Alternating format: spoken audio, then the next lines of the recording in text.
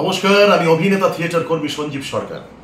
আমার পাশে আমার একটি ভাই বসে আছে, ওর নাম সুমন পঞ্জা। মেদিনীপুরের ছেলে। প্রথম কথা হচ্ছে, মেদিনীপুর বিদ্যাসাগরের দেশ। আসলে ও আমার অনেক দিনের পরিচিত, কিন্তু যে কথাটা আমি বলতে চাই এই মুহূর্তে সেটা হলো এটাই যে অনেক লড়াই করে একটা জায়গা পায় তো মানুষ। ও আজকে অনেক লড়াই করে এমন একটা জায়গা পেয়েছে যে ওর প্রয়োজন হয়েছে মানুষের, অনেক পিছিয়ে পড়া মানুষ, যেখানে আমাদের দেশ দারিদ্র্যে ভুগছে, সেই রকম মানুষদের প্রয়োজন হয়েছে ওকে।